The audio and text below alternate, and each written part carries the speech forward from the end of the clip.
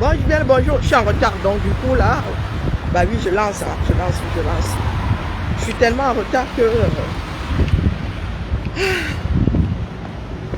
donc collectons-nous. Oui, oui. Bon, là aujourd'hui, je suis moins belligérante. Hein. J'ai pas marqué ma panafricain, vous avez remarqué. Hein? Bon, il faut acheter la paix de temps en temps.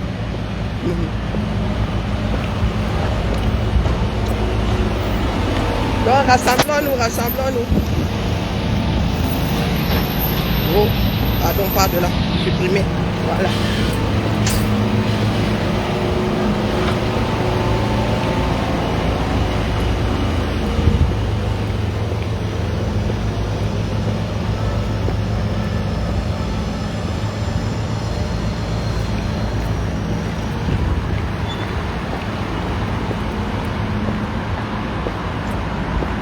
Pourtant, je me suis réveillée à 5 h du matin.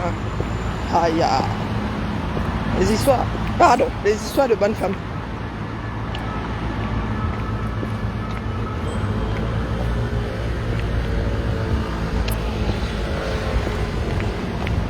Il y a une vague de jeunes migrants ici qui prennent le bus avec moi tous les matins. Bah, il faut que j'aille me renseigner auprès d'eux. Bonjour Yann, comment vas-tu? Ah ouais, j'ai faim, mais je vais régler ça plus tard. J'ai faim, je vais ressortir. Comment vas-tu? Bonjour Jeanne. Bonjour Lauriane. Ne restez pas à la fenêtre. Hein? Ne restez pas à la fenêtre. Bipez les anti-français là, qui viennent me dire si la dette dont nous entendons parler là, on parle de choses vertigineuses.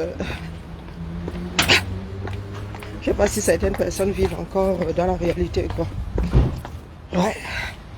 Vous allez donc m'expliquer par quelle alchimie, hein, le fonctionnement du CFA est responsable d'une dette interne, externe, bref.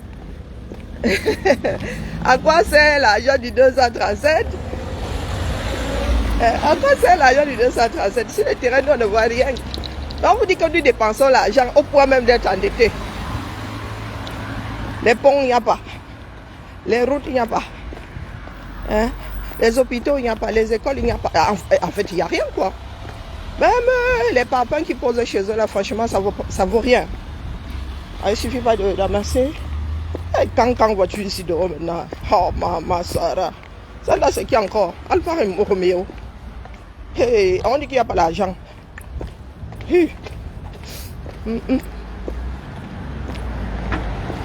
Ça là, c'est qui? Bon, alors, le gris là, hein. Ça qu'on a seulement fabriqué la peinture là pour lui. Oh. C'est comment ma grande?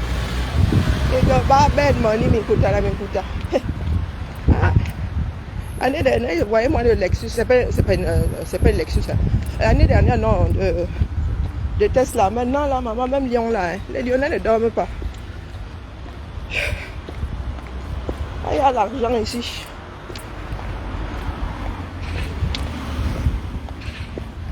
Et les voitures sont de plus en plus électriques. Hein.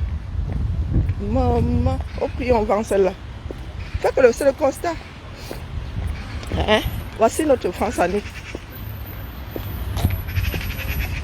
J'aimerais bien voir un camion avec une Tesla. Comme ils ont soit la folie de grandeur là. Tu prends ta Tesla, tu prends l'axe lourd. Embouteillage à village là. Tu dis que tu vas juste aider à là, bon, 55 km. Bon, ouais, tiens, quelle est bonne celle-là. 55 km en roulant. Tu vois le gars dans la Tesla au 237. Aéroport, là, vers l'aéroport, les bandits pas si haut, les bâches de ceci, les bâches cela, le gars brûle le carburant, il brûle l'électricité. Le gars ne sera même pas encore arrivé à village que la voiture va s'arrêter. Tiens donc, viens donc recharger moi, ma grande. Un jour vous allez voir une folie comme ça là, avec une Tesla 237. Bonjour. Bonjour. Vous nous attendez? fermé à clé. Ah, ben chez nous, c'est un petit bonheur, la chance. Hein. Des fois, c'est ouvert. Et les voies. Je connais le code, mais le problème, comme c'est Ouais, fermé mais à quand clé. c'est fermé à clé, peux vous pas l'avez un rentrer. peu dans le baba. Hein. Désolé. Hein. Non, mais il n'y a pas de souci. Je suis souvent là à 8h, mais aujourd'hui, là. J'attends toujours mon client, de toute façon, d'Altia. D'accord. Ah, c'est pour le chauffage? Ouais, je vais aller tout seul. Bah écoutez, bonne journée. Hein.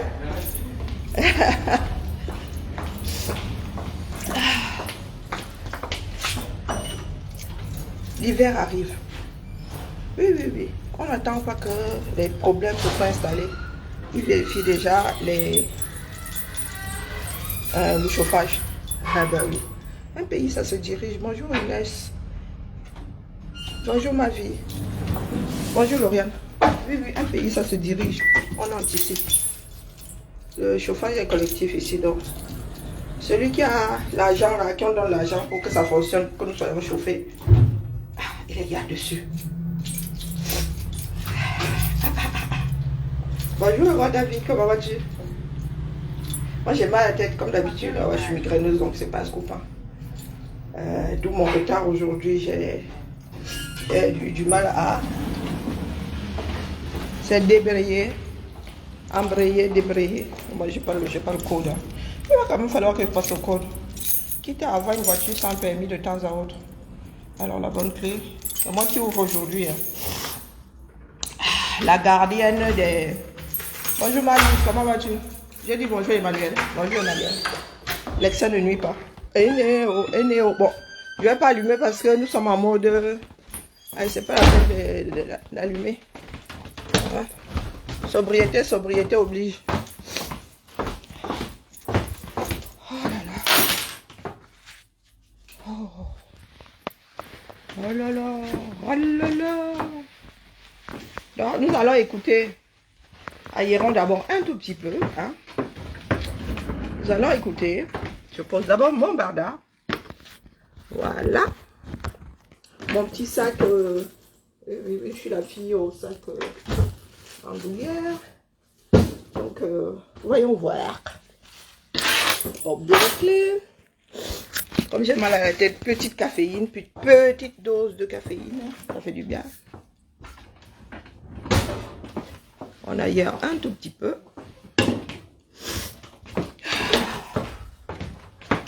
Voilà. Parlons donc des choses réelles. Bon, si j'ouvre ici, il y a des papiers qui vont s'envoler. Bon, écoutez. Je vais ouvrir là. Ça, c'est le bocal. On appelle ça le bocal. Voilà. Aéron.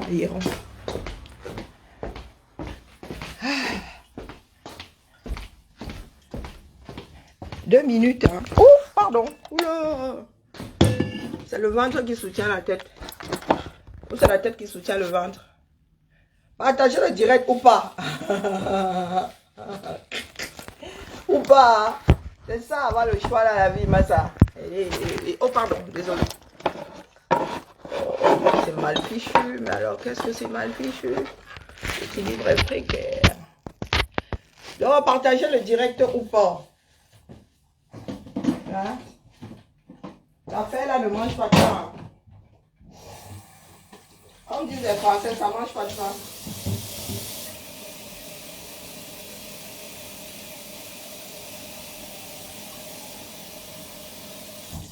Petit café. Voilà. Ah, il y a un dernier. Purée. J'ai le derrière bordé de nouilles. Ça, c'est une veine de cocu. Dernière capsule. Voilà. Oh bah ouais, si c'est pas une veine de cocu, ça. Bah, je suis célibataire. Hein. Sinon, vraiment, j'aurais soupçonné le gars là. Allez, hop. J'ai 26. C'est la dernière capsule ici là aujourd'hui. Le gars va être nerveux. Allez, on va faire un petit long. On va nettoyer ça. Voilà.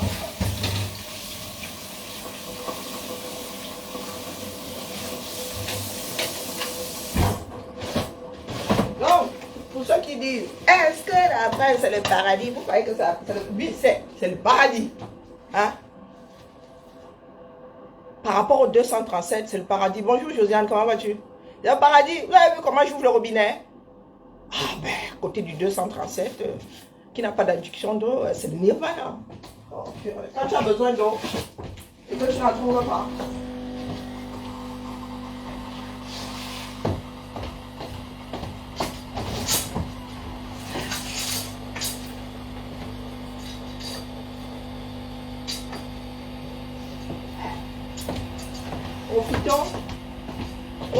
Profitons des derniers rayons de soleil. Et j'ai raté qui là? Bonjour le roi David. Oui, c'est le... Ton fils, le qui est Josiane, tu as comme qui est... Josiane est en congé. C'est ça. Oh, tous aux abris. Tous aux abris. Voilà, allez. C'est bon. J'attends les nerveux à croire la caféine là. Il n'y a plus de café.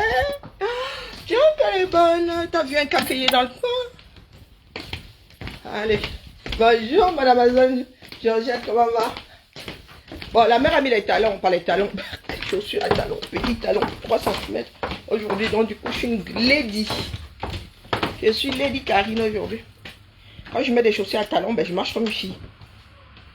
Et puis quand je mets des baskets, je marche comme un mec, ça faut. Hein. Avec les baskets, là, on dirait un petit canard. Un caneton. Mais quand je mets un petit talon, là, vraiment, les fiancés que je me choure ici dehors, aïe, vous voyez, c'est pas le bassin qui fait vrou, vrou, vrou, vrou. Hibernation déjà. Bonjour, Bijou, comment va? Hibernation déjà. Donc, vitesse de croisière. Téléphone. Deuxième téléphone. Ouais. Donc, bipelé. Hein? Est-ce que je dis à quelqu'un de ne pas parler? Bonjour Yvette. J'ai apporté la réalité du terrain ici. Moi, je dépose seulement. À eux qui disent que la France est coupable. C'est à eux de venir nous dire en quoi.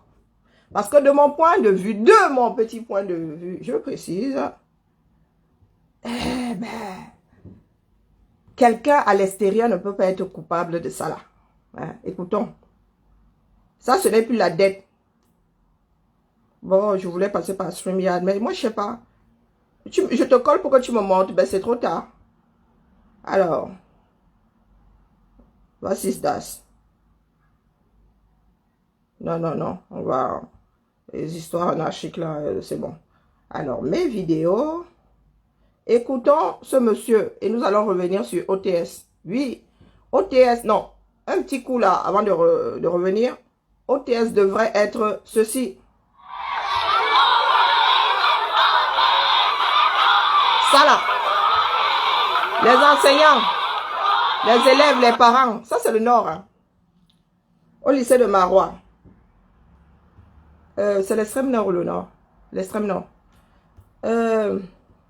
OTS, ça devrait être ça.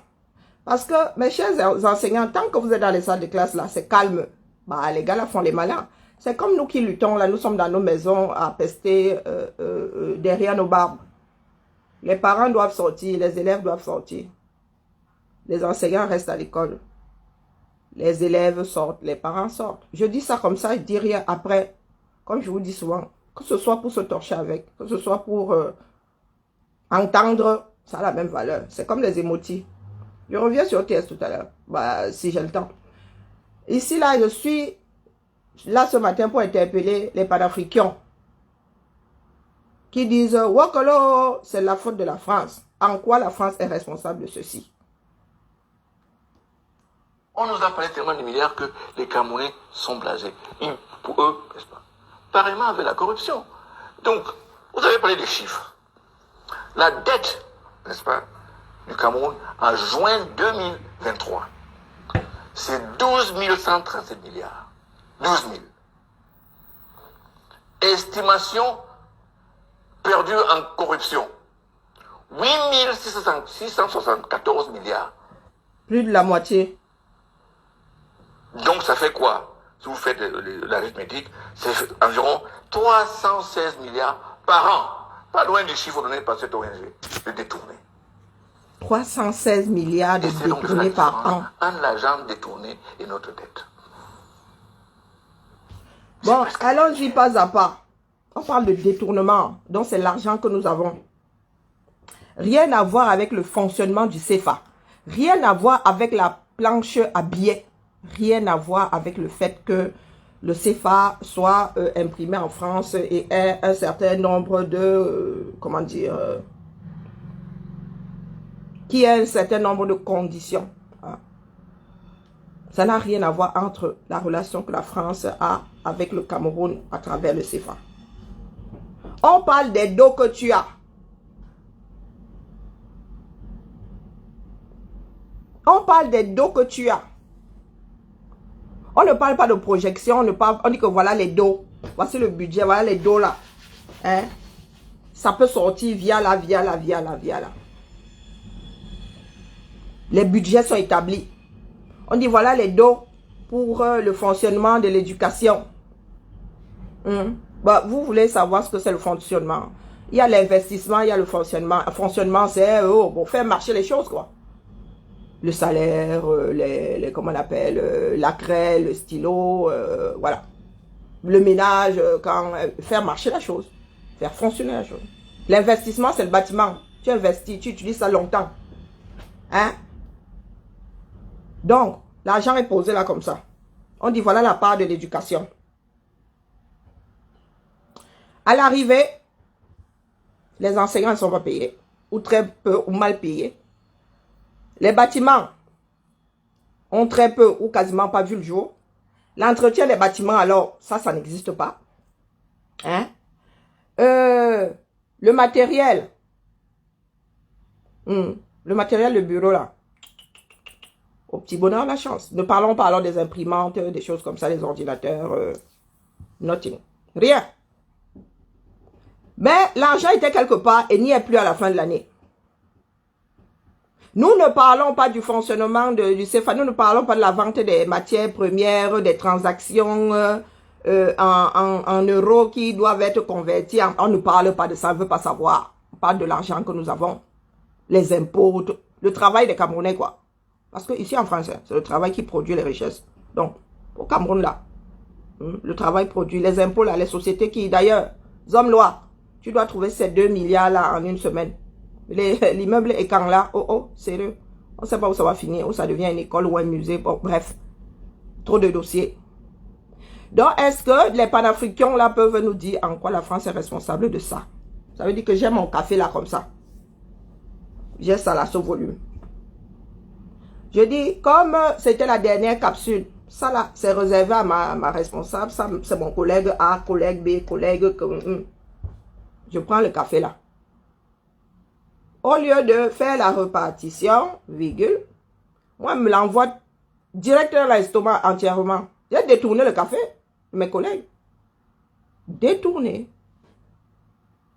Je n'ai pas utilisé ça pour ce à quoi à quoi c'était destiné. Oui, c'était destiné. Donc, mes collègues n'ont pas leur dose de caféine. Cette dose de caféine là est entièrement dans mon estomac, pourtant j'avais droit à ça. Et dans le cas précis même, les ministres là n'ont pas droit à ça, ils ont leur salaire. L'argent du peuple n'a pas à se retrouver chez eux dans leur poche. Nous devons expliquer ça comment aux personnes qui sont censées avoir une cervelle et des neurones qui vont avec. Nous ne parlons pas des histoires de vente. Et le CFA là, il commence à être migraineux, oui. Après, vous avez signé. Hein, vous avez signé, il y a des garanties. Pour que je garantisse, il y a certaines conditions. Hein? C'est comme dans l'exploitation là. 70-30. Il y a des conditions. Même dans le dépôt-vente là, il y a des conditions. Très souvent, c'est la personne qui a la boutique prend 30. Toi, tu prends 70. Ah, c'est la personne qui a la boutique. Tu n'es pas content, c'est le même tarif. Donc, l'argent réservé aux routes, aux hôpitaux. Nous cherchons les routes, nous cherchons les hôpitaux. C'est dans les maisons des ministres. En quoi donc la France est responsable de ça? Vous-même dans votre pays, Cameroun intramuros, gestion interne de la chose. Je n'ai pas encore vu un Français, du moins un Français, franco-français, ministre 237. Est-ce que vous pouvez nous dire en quoi l'extérieur est responsable, pourrait être responsable ou est responsable de tout ça? Elle dit que c'est votre part que vous mangez comme les arachides du deuil. Continuons à écouter. On nous a parlé tellement de milliards que les Camerounais sont blasés. Pour eux, n'est-ce pas, pareillement avec la corruption. Donc, vous avez parlé des chiffres. La dette, n'est-ce pas, du Cameroun en juin 2023, c'est 12 137 milliards. 12 000. Estimation perdue en corruption. Bonjour, 8 674 milliards. Donc ça fait quoi? Si vous faites l'arithmétique, c'est environ 316 milliards par an. Pas loin du chiffre donné par cette ONG, de détourner. Essayez donc de faire la différence entre l'argent détourné et notre dette. C'est presque les 2 tiers. Est-ce qu'on ne peut avoir ça? Que les routes, la souffrance, le mal-vivre des Camerounais, c'est parce que nous volons. Ce n'est pas de la magie. Donc, vraiment, au nœud du problème dans ce pays, c'est le fait qu'il y a des Camerounais qui ne le sont pas en fait, qui ne sont pas patriotes, et ils disent tant pis pour les autres. On en viendra plus clairement. Alors, sur cette affaire Glencore, est-ce qu'il y a de nouvelles révélations? Parce que ce que j'ai découvert dans les enquêtes, j'ai tout fait, je vais vous dire. J'ai fait l'Angleterre, j'ai fait les États-Unis, j'ai fait plusieurs États, j'ai fait la Côte d'Ivoire, j'ai fait le Sénégal, les autres pays, j'ai fait le Congo. Et c'est impossible, quasiment impossible d'obtenir. Mais on a des pistes. Parce que quand je vous avais parlé il y a presque un an, un peu plus d'un an, on avait chiffré le montant de la corruption en 8 milliards. Comme on dit souvent, je vais vous montrer la lune, mais les gars, regardez le doigt. Oui, c'est 8 milliards. Mais la question à poser, mais 8 milliards pour obtenir quoi? Oui. Et parce que justement, très souvent, on dit que oui, c'est l'argent de la corruption, le vin, pour obtenir des contrats pétroliers. Voilà. Mais il s'agit de quoi concrètement? Je vais donc vous montrer 3 graphiques. Le premier graphique vous montre les ventes entre 2017 et 2020. Et sur ce graphique, vous allez voir, sur le point 0, ça c'est le prix mondial, n'est-ce pas, de la vente de pétrole. Et sur les graphiques, vous allez voir à droite les noms des traders, des gens à qui nous vendons.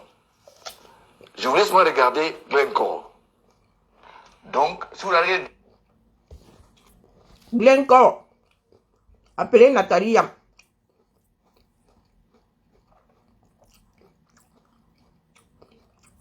Elle est quoi? Helvético-camerounaise. Helvético-camerounaise. Qu'elle vienne un peu. Glencore. Je vais mettre ça à l'endroit. Voilà. Parle, mon frère, parle.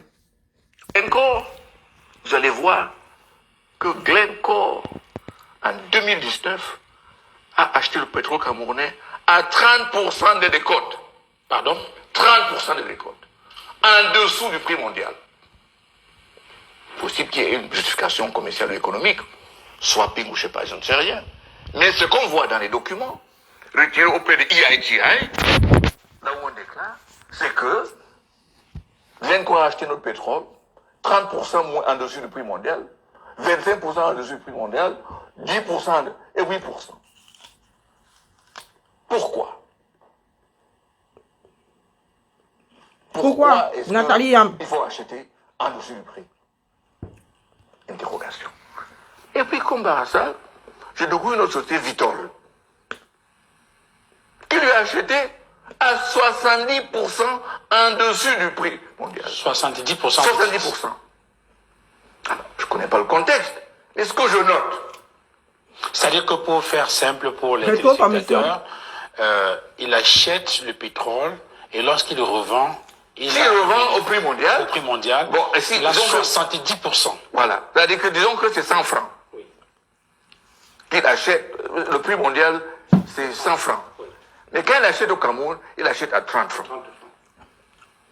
Et je je vous dis que, selon les chiffres, nous avons vendu pour plus de 900 milliards de pétrole en 2022.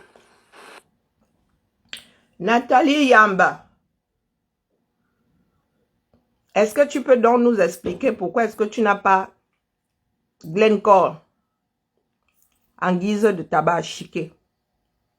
Si ça avait été Total, c'est Total qui avait été signé là, qui avait été cité là, ouh, tu aurais ya rebaptisé. Tu aurais ya rebaptisé la chose. Tu mangerais Total. Tu boirais Total. Tu vivrais Total, quoi. Quand vous voulez dénoncer, il faut dénoncer. Hein, il faut commencer par balayer devant sa propre porte. Glencore est suisse. Vous entendez Nathalie en parler de ça. Oh, la France nous pille. Oh, vous voyez seulement les enseignes Total. Vous savez comment les choses sont même d'abord articulées d'abord. Vous connaissez même les qui sont propriétaires de Total là. Vous connaissez les actionnaires de Total. Il y en a qui sont convaincus que Coq Sportif est français, non? C'est comme Adidas fut français à un moment.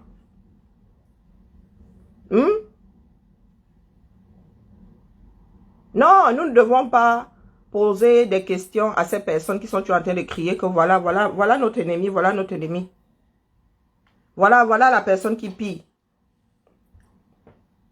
Venez donc contredire notre père sinon. Hein? Venez contredire notre père si. Pour ceux qui sont convaincus que la France pille. 70% de moins. Et pourquoi? Parce qu'on a donné une mallette d'argent à quelqu'un là-bas à la SNH. Ou des mallettes d'argent quand il dit à quelqu'un. C'est un groupe de personnes qui mangent. Après, tu vas entendre dire que Franck Biya est dedans, c'est monté, c'est descendu, ça a tourné. Ça a tourné. Il y en a qui ont trouvé la solution facile. C'est la France, c'est la France, c'est la France. Il n'y a pas dit que la France est sainte. C'est parce que j'ai dit. Et c'est nous qui avons fabriqué tous ces rois-là. C'est un groupe de personnes qui ont mis leurs tentacules partout dans le monde ou dans une partie du monde. Sont des faiseurs de rois. Il y a des Camerounais qui sont faiseurs de rois. Il y a des Français qui en sont. Les Américains alors sont champions du lobbying. Donc Nathalie, quand vous biaisez les choses comme ça, vous attendez à ce que le peuple réagisse comment? Comment est-ce que vous voulez mener une lutte efficace en vous concentrant sur, oui, l'ennemi, oui, mais pas le seul ennemi. Ennemi, c'est même pas une histoire d'ennemi, hein. Parce que là-dedans, il y a un petit pourcentage de Camerounais qui trouvent leur compte. Donc, ils sont des Camerounais qui signent. Les gars ne viennent pas nous braquer pour prendre ce pétrole. Il est vendu à prix coûtant. Même pas, je ne sais pas, on qualifie ça de... Il est vendu, hein. 70% moins cher que le prix du marché. Pourquoi? Parce que ceux qui gèrent le pétrole camerounais sont corrompus. Et l'argent l'a fini où? Dans les poches de Biya, dans les poches... Ça finit pas ici en France, hein. Ça ne finit pas ici en France. Donc nous pleurons que, oh, le CFA, les Français gardent la moitié du CFA. Donc quand nous vendons alors 70% moins cher, au lieu de vendre à 100 francs, comme on dit que la France garde 50 francs, non? Au lieu de vendre à 100 francs pour avoir nos 50 francs, nous vendons à 30 francs pour avoir 15 francs. Selon le discours de certaines personnes. Et vous viendrez accuser la France. Ça veut dire que la part qui vous revient, vous-même vous sacrifiez ça. Pourquoi? Vous sacrifiez ça pourquoi? Pour un petit groupe de personnes comme ça. Un petit groupe comme ça.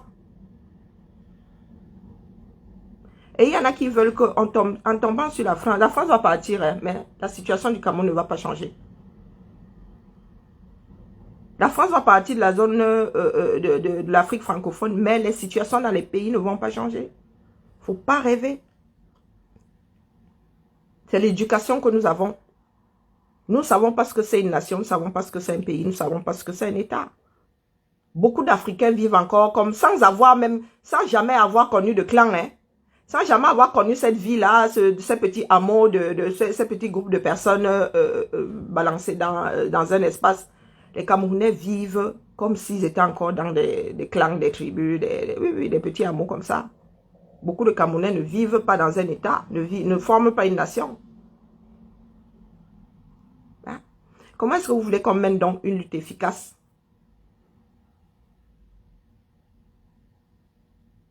Non, mais il faut que les panafricains là vous disent. Hein. Et quand tu vas parler du Cameroun à Nathalie, tu vas parler de Bia, elle va mâcher la bouche. Elle vient ici. Quand elle va au Cameroun, elle profite de cet argent-là. Hein. Nathalie en est reçue au Cameroun. Hein. Et je suis certaine qu'elle part de là avec des mallettes. Hein. Je recommence. Il y en a qui disent que la France garde 50%. Ça veut dire que si nous vendons à 100 francs, la France, 50 francs restent ici. Et on nous envoie 50 francs. Donc, quand le Cameroun peut vendre son pétrole à 100 francs et avoir 50 francs, la France le Cameroun décide de vendre ce pétrole-là à 30 francs pour avoir 15 francs. Donc, les Camerounais creusent eux-mêmes leur propre tombe. Et quand ces 15 francs-là arrivent, oh, d'où Jésus. Non seulement, ils sont corrompus pour vendre moins cher. Ils perdent, combien, ça fait quoi? Ils perdent combien? 85%. Ils perdent 85% de par leur bêtise ou bien par, par notre bêtise, puisque nous avons signé. Hein? Nous avons signé pour être dans le CFA. Donc, de par notre bêtise, entièrement notre bêtise, nous perdons 85% de ce que nous pouvons avoir quand nous vendons nos matières premières. 85%, bah ça. Et quand les 15% là arrivent au bois, les gars s'asseyent encore dessus. Et vous pointez quelqu'un d'autre. Glencore n'a pas braqué les caméras. Hein? S'il n'y a pas de corrompu, il n'y a pas de corrupteur. Si ces gars-là pensaient au pays, pensaient que le fait que nous ayons déjà 50 francs là, c'est vraiment pas bien, ils n'accepteraient pas être corrompus pour perdre 35% encore comme ça, comme si de rien n'était.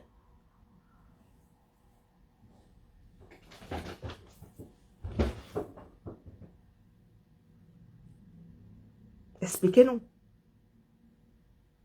En quoi les autres sont? Moi, je ne peux pas taper sur Glencore. Il est interdit. Après, ce sont les policiers des marchés là-bas qui leur tombent dessus. Voilà, comme on les a chopés là. Il y a des régulateurs. Hein. Il y a des régulateurs partout. Tu triches, on finit toujours par te tomber dessus. Parce que tu dupes les autres. Tu dupes les autres, achètent à 100 francs. Toi, tu achètes à 30 francs. Pour aller revendre au même prix qu'eux. Pour aller revendre au même prix qu'eux. La marge là est monumentale. Moi, je ne peux pas en vouloir à Glencore. J'en veux aux Camerounais qui vendent, qui donnent cadeau nos matières premières, qui détournent tout. Même les 15% là, nous, on ne voit même pas. Non, on ne voit pas. Donc, c'est nous qui sommes fous. Oh, il faut laisser, chacun dans son couloir. Il faut laisser, c'est son couloir à lui, c'est le couloir de tout le pays. Quand vous êtes là à maintenir les populations dans le déni, vous maintenez les populations endormies. Les Afro ont une mémoire de poisson rouge. Nous autres, là, avons une mémoire de poisson rouge. Vous vous souvenez, Franklin Yamsiwa Balok, là, c'est nous qui l'avons fabriqué. Il y en avait qui avaient une sainte horreur de lui. C'est nous qui l'avons fabriqué. Et quand il a vu le combat du Cameroun posé en orbite, il a décidé de faire une OPA hostile. Oui, vous dites souvent tel a détruit le combat. C'est Franklin Yamsiwa Balok qui a détruit le combat du 237. En détournant 99% des activistes.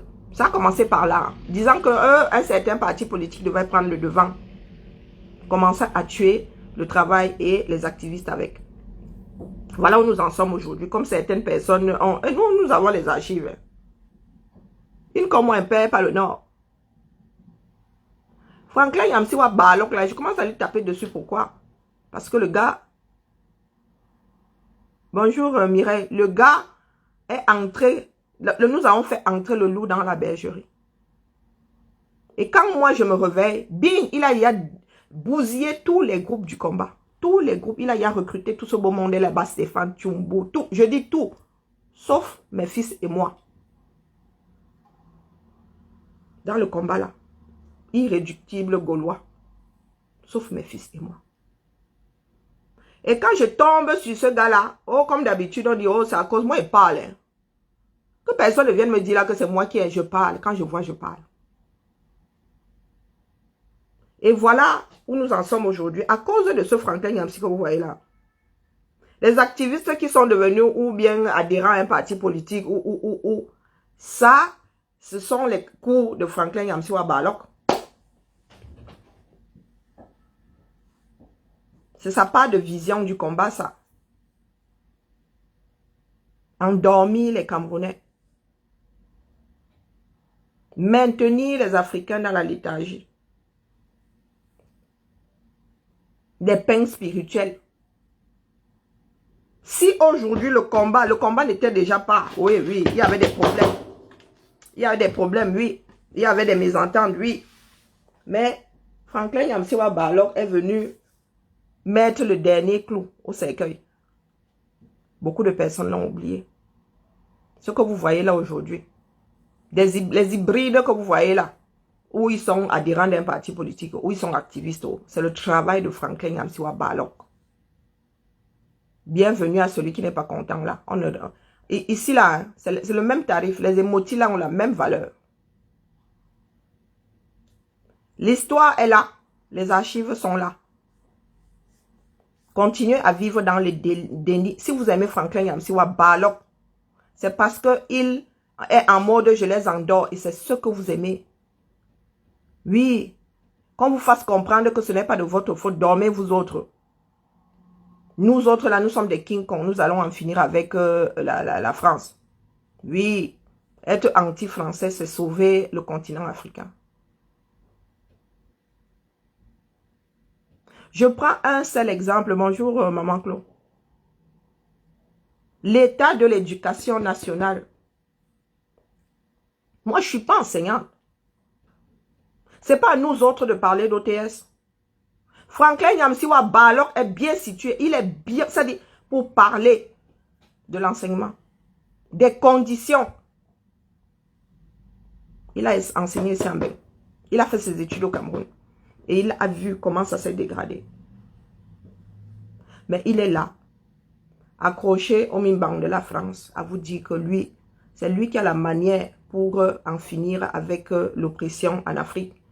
Pour, je ne sais pas, ce qu'il attend du fait que la France parte de la zone francophone, de l'Afrique francophone. Vous déposez le CFA aujourd'hui. Vous allez vous accrocher à quelle monnaie? Ou vous allez créer la vôtre? Vous allez créer votre monnaie et votre place sur le plan économique sera... Vous voyez un pays dans lequel un ministre ou un PDG d'une société qui gère le pétrole prend une mallette d'argent pour vendre le pétrole du peuple 30% moins cher. Même si c'est à cette France-là qu'on vend, par tous les diables. Qui est coupable? Le gars fait les soldes avec nos matières premières. C'est pas à lui, hein, mais il décide de vendre, de faire moins 70% dessus. Le gars fait des soldes. Et vous pensez que quand il y a des soldes là, s'il n'a pas acheté, hein, dans une boutique, le même vêtement, la même, je sais pas, la même marque, deux boutiques différentes, il y a un qui fait moins 30, l'autre qui fait moins 50%. Vous pensez que je ne vais pas aller acheter à moins 30%? Je ne vais pas aller acheter à moins 30%, pourquoi? Hein? Vous pensez que je vais me culpabiliser? Business is business. Business is business. Et si comment on appelle, le propriétaire de la boutique avait dit de vendre à moins 50%, Vous pensez que la personne, le propriétaire de la boutique va tomber sur le client qui allait acheter à moins 30? Va tomber sur la boutique qui a décidé de vendre à moins 30. De brader 20% comme ça. Oh. Donc vous avez des enfants du Cameroun qui ont les coupables, là, sous leur nez. Ce sont leurs parents, sont leurs maris, sont leurs femmes, sont leurs enfants. Qui décident de mettre leur petite personne en avant. On ne voit même pas ce qu'ils foutent avec cet argent-là.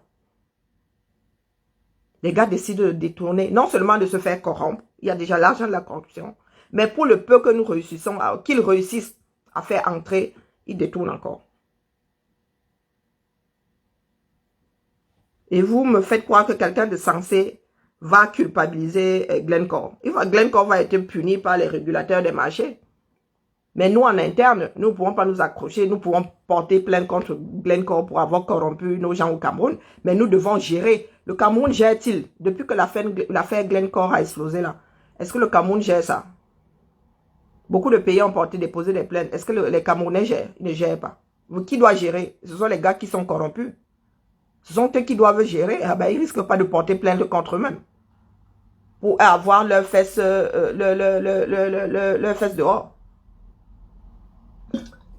Vous voyez donc qu'il y a des Camers qui ne veulent pas vivre dans la réalité, des Afros qui ne veulent pas vivre dans la réalité. Ils arrivent ici, disent qu'ils ne sont pas contents. Voilà la triste vérité.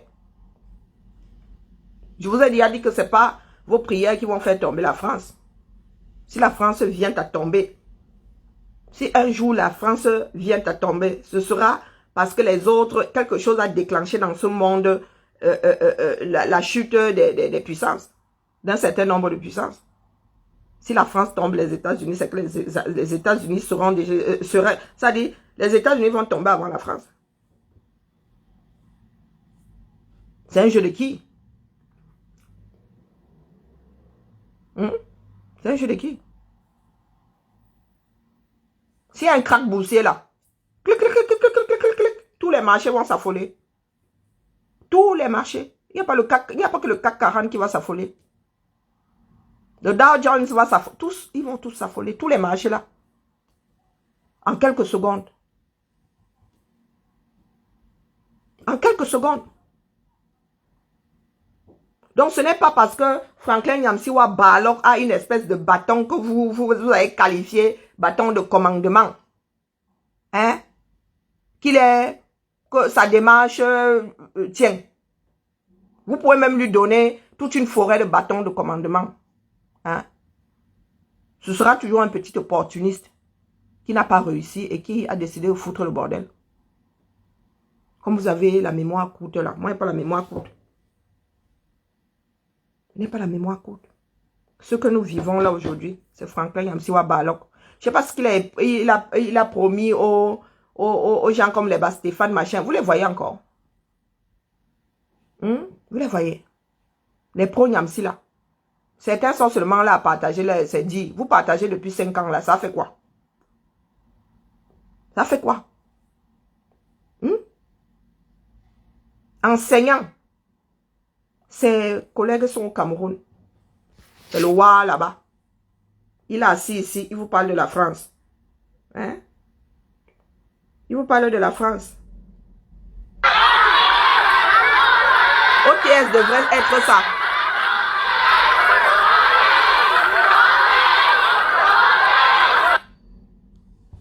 Ça là, ça doit être déclenché sur l'ensemble du territoire. Comme il y a des gouvernaillons là qui ont commencé à faire des affectations disciplinaires.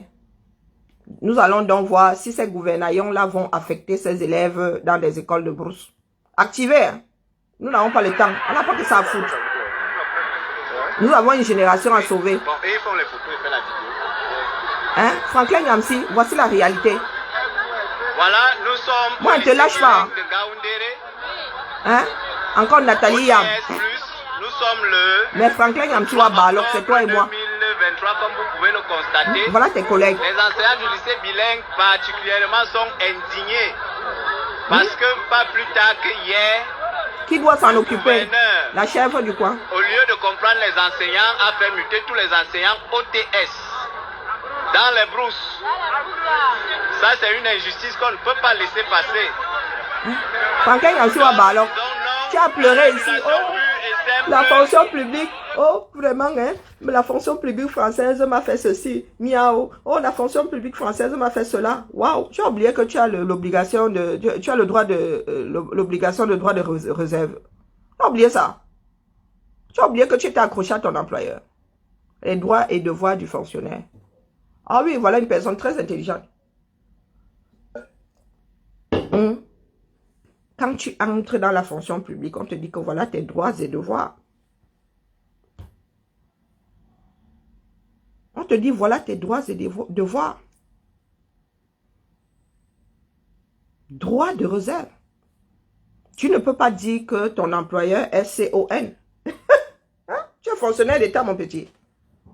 Tu ne peux pas. Et tu t'es assis. Tu as commencé à taper sur ton employeur, qui est l'État français. Hein? Liberté ne veut pas dire libertinage, donc tu es tombé sous le coup de la loi. Ça, il faut dire ça à tes adeptes. Il faut dire ça à tes adeptes. Tu es tombé sous le coup de la loi. C'est sûr que tu as eu plusieurs avertissements, ping. Donc toi, on ne doit pas te donner des avertissements parce que tu vas aller crier que oh, tu es activiste. Un de tes collègues qui a ta démarche là, lui qu'on vire de la fonction publique là, lui il crie quoi? Hein? Voilà donc des personnes qui disent lutter pour le droit, qui veulent des exceptions, qui entrent dans des démarches pensant que les démarches là vont être brandies et ça va les sauver. Voici les enseignants du 237. Tu n'es pas à leur côté. Tu n'es pas à leur côté. Regarde l'environnement. Tu étais dans la fonction publique, non? Nous sommes le lundi Regarde. 2 octobre 2023. Regarde l'environnement. OTS au lycée de Takatar et Maro. Et j'ai le plaisir. Tu as un jour donné des cours dans ce genre d'environnement ici en France. Hein? Au lycée, là, tu avais combien d'élèves? Ah! Mon fils Calibro veut participer. Je peux te faire monter. Essaye de faire la demande, s'il te plaît. Fais la demande, s'il te plaît. J'essaie de te faire monter. Comment vas-tu? Ça va, ça va. S'il te plaît, j'essaie de te faire monter, sinon je t'appelle. Voilà les réalités. Les relations avec la France vont être résolues. Pour ce faire, il faut de bonnes personnes à la tête là-bas. Et les Camerounais doivent s'exprimer. Les Camerounais doivent déterminer, doivent dire, voilà nos besoins, voilà ce que nous attendons de notre État. Voilà ce que nous attendons de notre pays. Donc, quand nos responsables, quand nos dirigeants vont signer pour brader nos matières premières, vous parlez de pillage, les gars bradent nos matières premières. Ça s'appelle une braderie. Parce qu'il y en a qui en disent, ah ouais, la France pille. Non, les Camerounais bradent leurs matières premières. Quand on parle de braderie, ce n'est pas l'acheteur qui brade, c'est le vendeur. Mais ça vous arrange de penser que les autres vous pillent. Les autres vous pillent comment? Bonjour Maëlène, comment vas-tu? Les autres vous pillent comment? Hein? Ils sont sur des sites ici avec des fusils. Tous les sites où les gars font de l'extraction d'or, comment on appelle, de pierres précieuses et tout. C'est pas le billet qui garde là-bas. C'est pas le billet qui garde. Hein? Ils ne sont même pas complices. On ne peut pas dire que ces gens-là sont complices. Non, c'est nous qui bradons. Quand il y a solde là, tu n'es pas responsable de la gestion de stock de l'autre. Tu n'es pas responsable de son business. L'offre et la demande. Le gars te donne à prix coûtant, tu prends. Il te donne. Mais par contre, quand il a corrompu pour avoir ça à prix coûtant, là, ben, il se fait frapper. Et si c'est toi qui décides de brader tes trucs, pour toi quoi? Pour l'autre quoi? Bonjour Fadila. Pour l'autre quoi? S'il te plaît, tu n'es pas sur le direct calibré? S'il te plaît, je te fais monter. Sinon, je t'appelle. Faut pas que nous soyons autant dans le déni. Quand il y a des scandales comme ça, vous entendez les panafricains là. Si la France avait été citée, hop, hop, là. Ils auraient bien réussi à prendre l'hexagone comme ça. Ah, tordre les mimbang, mais vraiment physiquement, ils auraient réussi à décoller l'hexagone comme ça de la terre. Eh oui. La Suisse est citée. Nathalie, il y a dans le mutisme. Tu es trop forte, tu es qu'une king Kong, non? Tombe sur la Suisse. Chacun tombe sur son pays. Je ne dis pas que la France est sainte. Mais moi, j'ai la certitude que si nous mettons de bonnes personnes au sommet là-bas, les personnes qui sont là pour l'État, pour la nation, pour le pays, les relations vont être gagnantes. C'est le dirigeant de la SNH qui décide de prendre la mallette d'argent et de vendre le pétrole à prix coûtant. Du moins, à brader, qui décide de brader. C'est son pétrole. C'est lui qui le fait sortir à 30 francs au lieu de 70 francs. Bonjour mon commandante. À moi toute seule. Bonjour mon commandante, à moi toute seule. Tu ne peux pas monter sur le direct. Je peux pas monter. Si tu peux mettre le haut-parleur. C'est fait. Je suis en position Maniaka Malambo. Maniaka Malambo. Nason Bignobese. Banaba Cameroun, Nason Bignobese. Matama. Bignobese Bindena lo Bindedi. Iboason Nene. Tout ce que fait comme ça. Bon, bonjour la famille, bonjour à tout le monde. J'ai vu que tu parlais de la dette du Cameroun, une dette abyssale qui s'élève à presque 12 000 milliards, dont la Chine, elle seule, détient 66% de cette dette, la globale.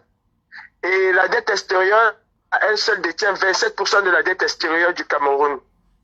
La Chine est le principal bailleur de fonds du Cameroun, et ça, personne n'en dit rien. C'est le plus gros donateur du Cameroun en matière de dette. Les entreprises camerounaises réclament à l'État du Cameroun presque 4 000 milliards de francs CFA. Comment voulez-vous qu'une société puisse se développer quand un pays ne paye pas ses prestataires, quand un pays ne paye pas sa dette vis-à-vis des entreprises locaux? C'est pas possible. C'est la faute de la France. Et ça, c'est la faute bien sûr de la France. C'est une forme de néocolonialisme parce que si la Chine aujourd'hui décide de récupérer tout son argent, le Cameroun complètement en faillite. Mais complètement. Ils sont passés tout cet argent qui a été pris au Cameroun par la Exim Bank of China. Où sont passés les projets structurants qui depuis 2010 a endetté le Cameroun à presque 3 fois son budget national. Où sont passés tout cet argent-là? Quand Paul Biya prend l'argent des Camerounais pour aller vivre à Genève, c'est même Camerounais qui disent bravo le père, Shoga et nanana. C'est complètement fou cette histoire où on est en train de chasser un néocolonialiste récupérer un autre plus pire que l'ancien qu'on a chassé. La France a sa responsabilité. Il n'y a personne qui va dire que non, la France n'a aucune responsabilité. Elle a sa responsabilité, mais elle n'a pas toute la responsabilité. Aujourd'hui, il y a une autre forme de néocolonialisme qui est en train de se faire, qui est même encore plus dangereuse. Et ça, on n'en parle pas. Parce que, ok, on a besoin je sais pas, d'avoir un bouc émissaire. Non, mais moi, je suis pour celui-là qui veut une Afrique complètement libre. Et de la France, et de la Chine, et des Occidentaux, et de tout le monde. Une Afrique qui se développe par elle-même. Qui a des relations gagnantes avec d'autres pays. Des relations égales, des relations bilatérales saines. Est-ce que vous savez, sans te couper, est-ce que vous savez que sur chaque continent, il y a des zones économiques? Les Asiatiques ont leur zone économique là-bas, mais vraiment spécifique entre eux, les échanges entre eux. L'Europe a sa zone, l'Amérique latine a sa zone, l'Amérique du Nord a sa zone. Pourquoi est-ce que nous n'arrivons pas à gérer nos sous-régions économiques? Regardez seulement c'est quoi la CEMAC. La CEMAC a été faite pour ça. La CEMAC a été faite pour ça. Mais, vas-y, Calibri. Mais moi, je n'arrive pas à comprendre nos frères panafricanistes qui font tout sauf le travail qu'il faut faire. Aujourd'hui, la France est déjà partie de l'Afrique, hein, parce que si on pense encore que ça va revenir, la France est en train de partir. Sauf que on est en train de fermer la porte à un, on laisse un autre. Donc quand on me dit non, on commence d'abord par celui-là pour finir avec les autres. C'est pas comme ça. S'il y a un mouvement, il faut que ce mouvement soit un mouvement d'ensemble. Ou on chasse tout le monde en même temps. Bah oui. Mais si on va commencer à chasser un et qu'un viendra chasser l'autre, on est parti pour demeurer dans ce système-là pendant 200 ans. Avant d'en finir complètement avec ce genre de choses. Ou on le fait maintenant, on le fait définitivement, tout le monde plie ses bagages en Afrique, ou on ne le fait pas et on continue à pleurer. Est-ce que vous allez chasser la France? Ok, elle est partie. Demain, vous allez vous attaquer aux États-Unis, ça prendra quoi? 40 ans, 60 ans encore? Les États-Unis partiront. D'autres générations viendront s'attaquer à la Chine qui, elle, va s'implanter et qui s'est même déjà implantée. Parlons de la dette du Cameroun. Qui détient la dette principale du Cameroun? C'est la Chine. À elle seule, elle a au moins 7 000 milliards. À elle seule, un seul pays. Plus de 4 000 milliards. Et quand on parle de 4 000 milliards, c'est pas CFA. À elle seule, la Chine. Et elle va faire exactement au Cameroun ce qu'elle est en train de faire à Djibouti. Si les gens l'ignorent, allez vous renseigner. Djibouti n'appartient plus aux Djiboutiens. C'est la Chine qui détient tout. C'est elle qui décide ce qui se passe là-bas. Pour pouvoir récupérer cet argent. Vous-même, vous êtes sans ignorer que quand vous donnez votre argent à quelqu'un et que cette personne n'est pas capable de vous payer, ben, c'est vous qui avez le mot final. Si vous lui dites vends ta maison, il vendra cette maison. Il y a un aéroport, sans te couper Calibri, il y a un aéroport en Afrique australe là, qui a fini entre les mains de la Chine. Hein? Dans quel pays là? Je pense à Djibouti.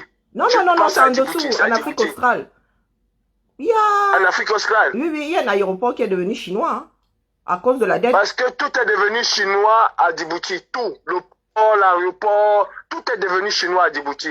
Tout est devenu chinois. Pourquoi? Parce qu'ils ont énormément d'argent et qu'ils sont capables de rembourser. Incapables de rembourser. Le Cameroun fait partie des 7 pays les plus endettés au monde vis-à-vis de la Chine.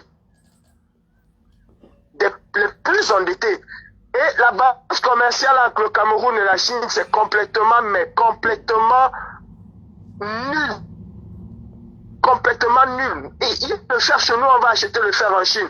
C'est-à-dire la Exim Bank of China paye près de l'argent au Cameroun pour construire des infrastructures. Et c'est elle qui vient avec tout le matériel fabriqué en Chine. Tout le matériel, quasiment 90% du matériel vient de Chine.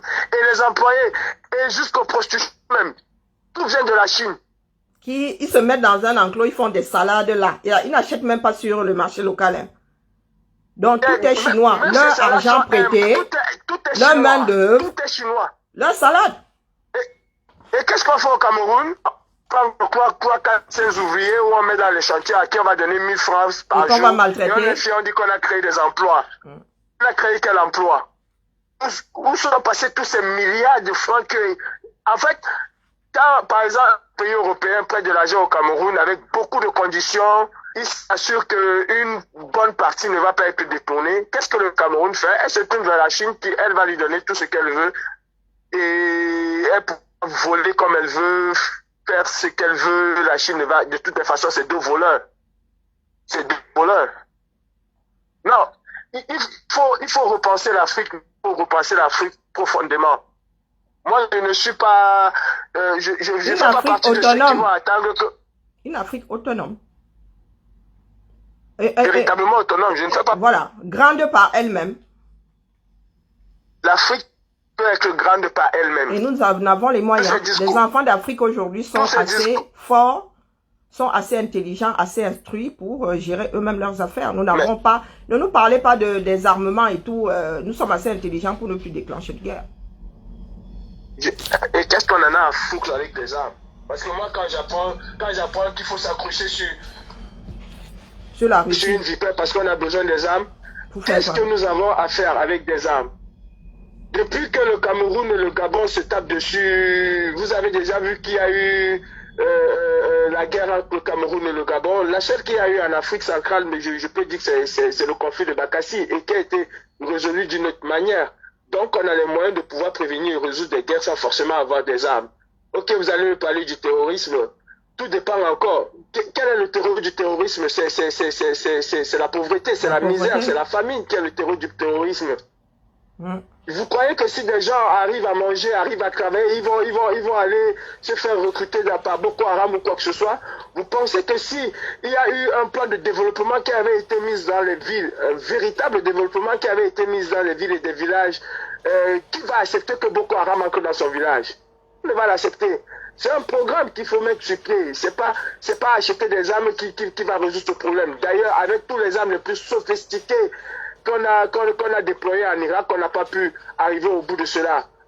L'OTAN et tout ce qu'ils ont d'armement, mais les plus sophistiqués au monde, ne sont pas parvenus à cela. Et ce qu'ils ont compris pour pouvoir essayer de faire reculer le terrorisme, c'est de développer des localités. Et c'est ce qui est en train de se faire aujourd'hui, en Irak, un peu partout. C'est de développer les localités. Moi, je disais, je ne suis pas pour une Afrique qui attend encore un père blanc qui va venir lui tenir la main. Je ne suis pas pour cette Afrique-là. Nous avons tous nos enfants qui sont ici en Europe, qui ont des capacités intellectuelles à pouvoir mener des projets, à pouvoir même sortir des choses made en Afrique. Nous avons ces enfants-là qui sont diplômés, qui ici pour être recrutés dans les entreprises, ou même qui sont sous-évalués dans nos entreprises ici en Europe. Mais quel est le programme que nos États vont mettre sur pied pour que ces enfants-là rentrent? Qu'est-ce que les panafricains pensent pour le retour de ces enfants, de ces intellectuels africains qui sont versés en Europe, qui sont des balayeurs de rue, qui sont des salariés? Pourtant, ils pouvaient innover et inventer des choses en Afrique. Moi, je rêve d'une Afrique où on va construire les ponts et que ce serait une société entièrement africaine. Et par des Camerounais, je parle du Cameroun, du sommet jusqu'à la base, que ce serait Camerounais, pas qu'on aura besoin d'une expertise venue d'ailleurs, alors qu'ils ont fait les mêmes écoles. Moi, c'est de ça que je rêve. C'est comme ça que l'Afrique va évoluer. L'Afrique ne va jamais se construire parce qu'on va attendre Saint-Pétersbourg ou parce qu'on va attendre Washington qui viendra tenir la main d'Afrique. Mais jamais, ne rêvons pas. Ne rêvons pas. Ne rêvons pas. Quels sont les moyens qu'on met dans l'éducation pour permettre aux enfants formés même en Afrique de pouvoir prendre le relais? Si depuis 60 ans, pour construire un pont, on a encore besoin d'un super ingénieur blanc qui viendra de Paris, de Washington pour superviser les travaux, c'est que nos écoles ne servent à rien. Sans te couper, hein. Ces ingénieurs, comment dire, nous avons des ingénieurs camerounais qui travaillent, qui justement travaillent pour mettre en place des ponts ici, hein. Moi, j'ai des camarades, j'ai des petites sœurs, des petits frères qui travaillent dans des sociétés qui font des gros ouvrages, hein, et qui pensent l'affaire, qui sont dans des laboratoires, qui sont... D'ailleurs, pourquoi aller loin? Notre frère Anango, que nous aimons tant, c'est ce qu'il fait. Il pense, l'ingénieur est là pour mettre en place un projet. Hein? Ce sont eux qui font des calculs, on n'a pas besoin, mais je ne sais pas pourquoi est-ce que certaines personnes pensent que c'est parce que c'est le blanc qui a fait qui. Non, nous allons dans les mêmes écoles. Mais c'est de ça que je parle. Hein? Quelle est la place qu'on lui donne? Qui est le blanc, oui, il y aura toujours des caucasiens parce qu'on n'a pas toujours toute l'expertise. Mais qu'on ne prenne pas le caucasien avant de prendre le Camerounais. Je suis désolé, ma mère. Je suis désolé. Non, il y a toujours des endroits où tu ne trouveras pas un Camerounais. Non. Ah oui, je suis désolé. Non, je suis désolé. Ça, c'est parce que tu n'en sais pas. Calibri, il y a des choses pointues où il n'y a pas d'Africains. Il y a toujours un endroit où il n'y a pas encore d'Africains. Oui. Là n'est pas le problème. Quand tu arrives en France, un blanc ne prendra pas un blanc qui est sous-formé face à un Africain. Donc, si demain nous nous retrouvons dans une situation où c'est le blanc qui est plus formé que l'Africain, pourquoi on ne prendrait pas le blanc si nous voulons vraiment la performance? C'est là où les Occidentaux, c'est pas une histoire de l'Afrique contre les Occidentaux, non. Ça veut dire que si l'expertise là est seulement en Occident, la plus grande expertise est en Occident, qu'on ne soit pas coupable d'avoir pris une personne caucasienne. Ou un Chinois, Je n'ai pas de problème à chercher le plus intelligent ailleurs pour venir mener un projet. Moi, j'ai pas de problème par rapport à ça. Mais nous avons là, pour la plupart de nos besoins, nous avons des Africains qui sont formés. Ça, on ne peut pas dire le contraire. Sauf que chez nous, c'est pas une exception. Pour pouvoir mener un travail de construction, par exemple comme un barrage, il va falloir aller chercher l'expertise ailleurs. Alors que ceux qui pilotent même réellement le projet sont camerounais. Va regarder que ce soit le pont sous le Vourou. Ceux qui pilotent réellement le projet, réellement, sont des Camerounais. Mais À combien ils sont payés? Quand vous allez prendre un travail égal, à expertise égale, vous prenez un Camerounais à qui vous donnez 300 000 et vous faites venir un expatrié à qui vous donnez 15 millions de francs le mois, je suis désolé, le travail ne va pas être bien fait. Déjà, le il est tellement con qu'il ne connaît même pas son boulot. On a déjà vu ici où c'est parfois... On a vu parfois ici, c'est le manœuvre qui montre à son ingénieur comment on fait le travail. Parce que l'ingénieur, il est dans la théorie, mathématiques, c'est monté, c'est descendu, mais dans la pratique, il est complètement nul. On a vu des oui, chacun son travail. Quasiment nuls dans des chantiers. Quasiment nuls. Et chacun son travail. Qui lui disait non, patron, si on passe comme ça, si on fait comme ça, on peut réussir. C'est normal.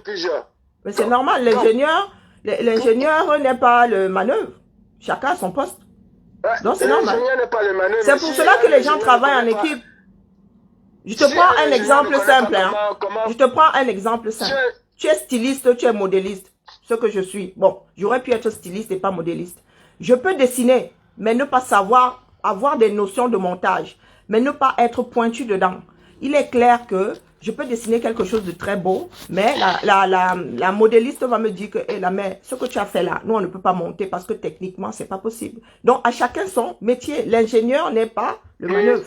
Il peut avoir des notions. Si techniquement c'est possible, toi qui l'as monté et que tu sais pas comment faire. Mais on modifie. Je ne sais pas si on se comprend, Calibri. Je dis bien, le styliste dessine le vêtement. Mais il y a des choses techniquement qui ne sont pas faisables. Et il y a des stylistes qui ne sont que stylistes. Un bon styliste doit savoir un minimum monter, mais c'est vraiment le minimum. Moi, j'ai fait les deux. Hein. C'est pour cela que je sais que techniquement, c'est possible. Techniquement, c'est pas possible. Mais chez l'ingénieur est rarement sur le terrain. Lui, il est là pour les calculs. Il fait des projections et il va travailler en accord avec le manœuvre, l'autre personne qui doit mettre en place les choses. Voilà. Moi, je ne parle même pas du concepteur, parce que là, on parle déjà du concepteur. Moi, je ne parle même pas du concepteur. Je parle de celui qui est chargé de superviser. Oui, sur le terrain, c'est clair qu'il excelle. C'est lui. De s'assurer de la conformité du travail avec ce qu'il est en train de faire. Il y en a qui ne savent même pas comment on le fait. Les expatriés blancs qui ne savent même pas. Il reste dans la théorie, il te dit, mais par contre, ici, je le vois sur le chantier. Là, je suis sur un chantier ici. Je peux te faire la photo tout de suite. Tu vois le conducteur de travail. Il est là, hein, c'est lui qui prend la cuillère. Il n'est pas debout, comme ça se passe avec les expatriés qui viennent au Cameroun. C'est une histoire de culture. Là, c'est une histoire de culture, c'est tout. Ça peut être résolu par l'éducation. C'est une histoire de culture. Mais je pose ma question, à quoi servent tous nos ingénieurs que nous formons au Cameroun? À quoi servent tous ces corps professionnels-là que nous servons au Cameroun s'il faut toujours aller chercher l'expertise ailleurs? Tu as déjà vu quelle société au Cameroun qui construit véritablement des routes au Cameroun si ce ne sont pas des expatriés qui le font? Les Arabes contracteurs construisent mieux les routes au Cameroun.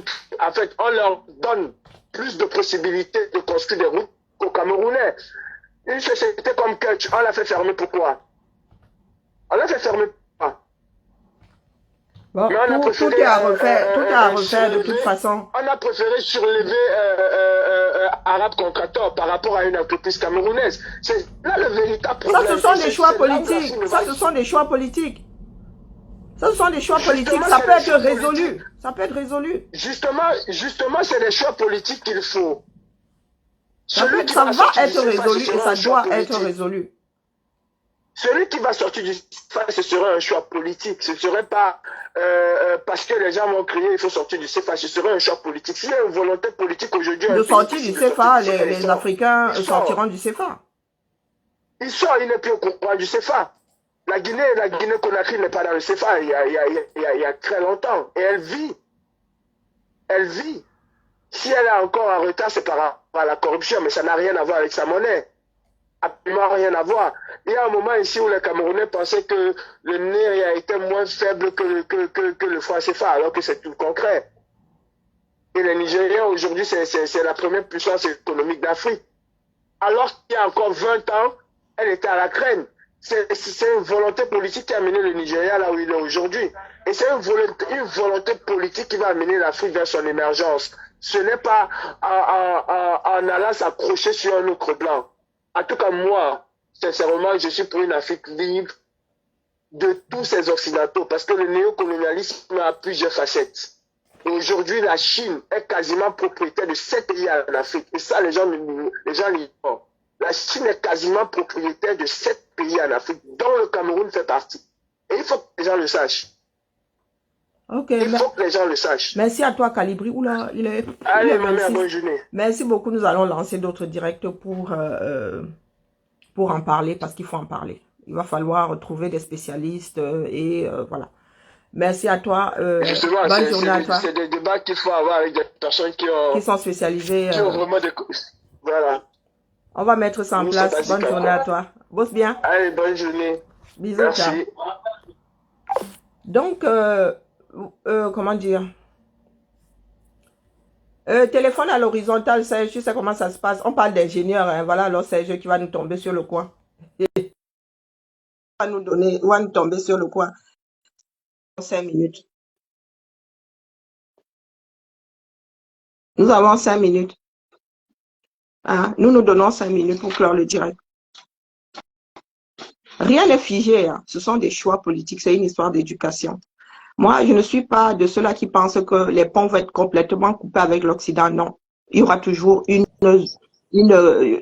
Serge est très bien participé. Si demain nous voulons... Je te rappelle dans 30 minutes, ça te va? Ah. Parfait. À plus, Olivier.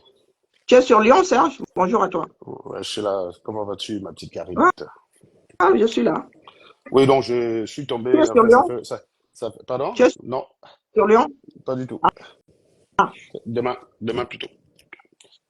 Toi qui es dans le nucléaire. Ça fait à peine 20 minutes ça fait une dizaine de minutes que je suis tombé dans live. Et donc, j'étais surpris, en fait, que on qualifie l'ingénieur par sa capacité à aller lui-même monter les choses sur les... Tu vois, en fait, le problème dans les débats publics des Camerounais, c'est que moins les gens savent, plus ils s'expriment sur la question. Ça, c'est un truc qui m'énerve. Déjà, tu vois, ton interlocuteur, il y a quelques minutes, tu demandes déjà qu'est-ce que c'est qu'un ingénieur, je suis celui qui ne sait pas. C'est très non, simple. On reste poli, n'est-ce pas? Je suis très poli. Bah, attends, excuse-moi, Karine, je sais que ce sont tes protégés, mais tu vas pas m'empêcher de dire ce qui est. Si je te fais montrer que tu es libre, tu es libre. Nous sommes deux hommes libres. Je ne l'ai pas qualifié d'un certain nombre de termes que j'aurais pu si j'étais librement sur ma chaîne. Mais si ton interlocuteur ne maîtrise pas un sujet, on doit lui dire qu'il ne maîtrise pas un sujet. Le problème, en fait, il n'est pas seul, Karine. Je te dis, la dernière fois, je te disais qu'il y a beaucoup de mots qui sont très courants chez les Camerounais, mais dont ils ne maîtrisent pas la définition. Je te dis, fais l'expérience dans ton entourage. Tu demandes à un Camerounais, c'est quoi l'humilité? Tu me dis s'il y a une seule personne qui va te donner la bonne réponse. Il y en a plein. Je te parle d'une expérience que j'ai bien menée. Hein, et je te parle avec des gens qui sont allés à l'école. Le problème chez nous, c'est qu'on n'a pas... En fait, ce qui nous tue, nous, les Africains, ce n'est pas l'absence de connaissances.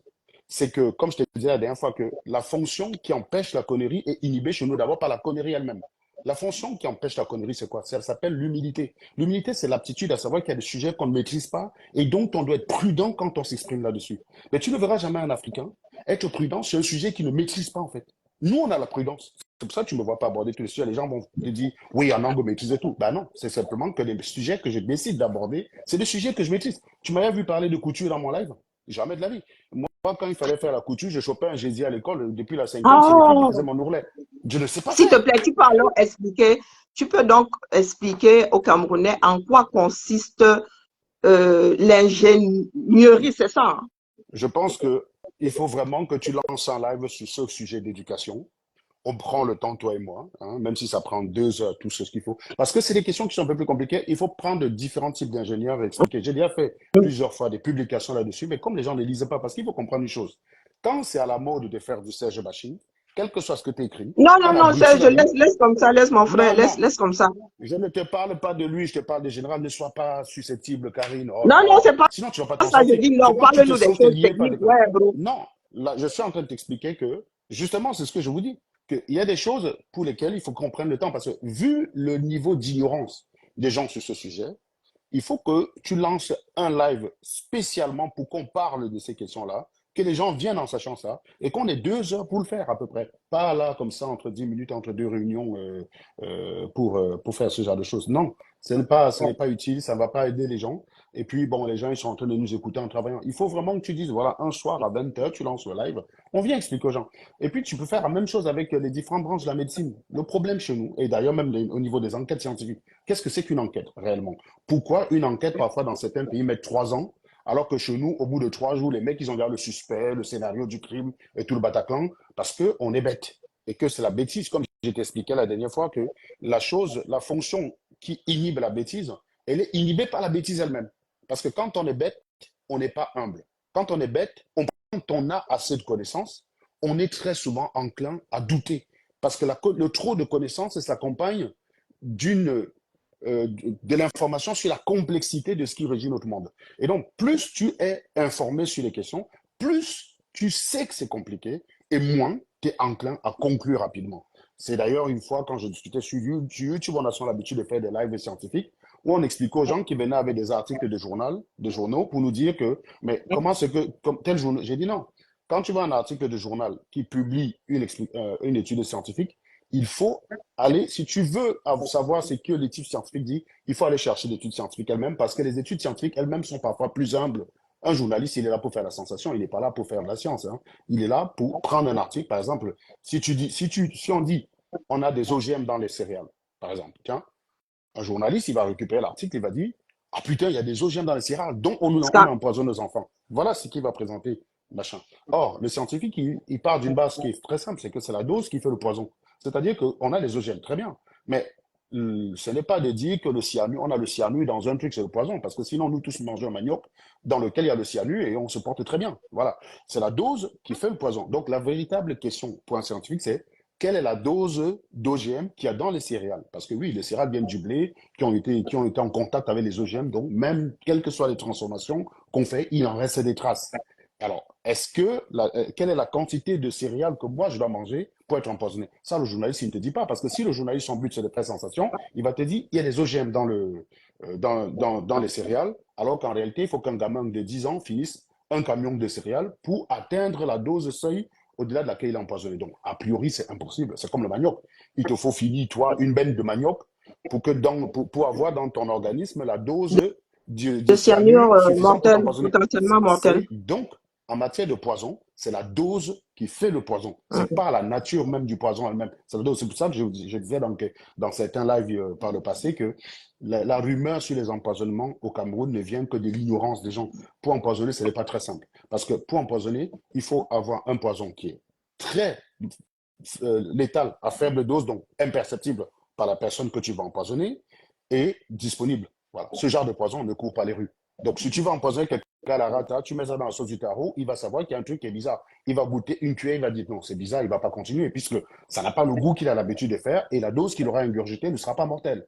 Voilà. Si tu veux empoisonner quelqu'un dans le riz sauce tomate avec de la rata, tu n'y arriveras pas, parce que ton arata, la dose létale, va modifier le goût de la nourriture, et donc va donner un indice. C'est pour ça que la plupart du temps, quand une personne est empoisonnée, en Europe, la plupart du temps, on empoisonne sur longue durée. Malheureusement, ça a comme malheur de désigner un suspect immédiatement. Hein. Si on me dit tous les jours, Serge, tu as été empoisonné en buvant du café, il y a juste à choper ceux qui m'ont fait le café tous les matins.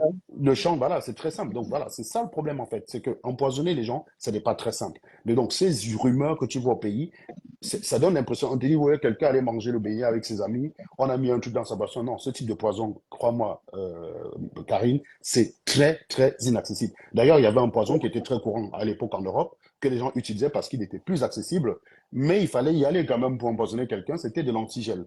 L'antigel avec cette particularité d'être sucré. Donc, ce que tu faisais, c'est que tu fais le café de ton chéri, au lieu de mettre du sucre, tu mets l'antigel dedans. Tu mets de l'antigel. Voilà. Au jour d'aujourd'hui, c'est comme avec le gaz. On a rajouté une odeur dans une odeur pour que ce soit détecté. Qui la rend perceptible. Voilà, c'est comme le gaz. Quand tu entends bonne journée, Maïla. Quand tu entends souvent qu'il y a fuite de gaz, l'odeur que tu entends, ce n'est pas l'odeur du butane. C'est une odeur caractéristique. Non, c'est une odeur. Aux États-Unis, c'est vraiment exécrable. Hein, ça. Bah oui. Ça donne des nausées. C'est une alerte. C'est pour t'alerter. Moi, le gaz en France, il n'est pas aussi écœurant que le gaz américain. Le gaz américain, lui, il te rend malade. Le gaz, à la base, il est inodore. Le butane, ils n'ont pas cette odeur-là, mais il faut qu'on puisse le détecter rapidement. Donc, c'est ça que je voulais dire, c'est que dès que les industries repèrent qu'il y a un composé qui peut facilement être utilisé comme poison, on rajoute un marqueur dessus pour tracer. Donc, ce n'est pas très simple. Mais par contre, quand tu entends les gens te fait croire qu'un Mexicain va t'arrêter une grand-mère au village pour te dire qu'elle a empoisonné son fils. Mais la grand-mère, là, pour pouvoir y arriver, il faudrait qu'elle maîtrise la chimie, quoi. Par contre, il y a des aliments qui, de par leur nature, sont dangereux. Par exemple, il y a ces champignons, comme certains ignames. Bah, il suffit, c'est facile que quelqu'un soit empoisonné avec parce que quelqu'un qui a faim va manger l'igname qui est amer. Il va pas se rendre compte qu'il est en train de Mais il s'empoisonner. y Il a va aussi une manger variété au-delà de de... manières. Voilà. Il y a Il aussi va... une variété de manières Exactement. qui. Et il va dépasser la dose létale. Voilà. Mais par contre, tu ne peux pas entrer manger ça dans un restaurant parce que si tu manges un manioc qui est amer, ça c'est parce que tu as faim, tu as ramassé au champ. Donc tu n'as Oui, personne de oui. qui te reprocher. Mais si Et j'arrive très chez toi, souvent, tu ce sont me des sers un manioc. enfants qui accidentellement sont Exactement. tués par. Exactement. Parce C'est que les ça. adultes Parce qu'il savent que celui-là, ben, en plus, il n'est un pas. adulte, On est ciblé. il faut qu'il mange un gros bol. Voilà, c'est pour ça que je dirais que sur beaucoup de questions sur lesquelles nous ne sommes pas informés, on a des idées arrêtées. Et c'est ça qui nous tue. Ce n'est pas le fait qu'on ignore. On a des cerveaux comme les autres, on peut travailler. Mais la base de la science, c'est l'humilité. Quand tu veux un scientifique qui a de l'ego, c'est que c'est pas un scientifique. C'est pour ça que les gars comme Raoul, Didier Raoul, tout ça, tu peux les exclure. Ils ont des connaissances, mais ils n'ont pas une attitude scientifique. Et c'est pour ça qu'ils se sont très mal illustrés dans le cas du Covid. Un scientifique, ce n'est pas quelqu'un qui a de l'ego. Un scientifique, c'est quelqu'un qui est humble à chaque fois, qui sait que l'étude qu'il est. Parce que le principe de base de la science, c'est on ne sait pas quand quelque chose est vrai. On sait juste quand c'est faux.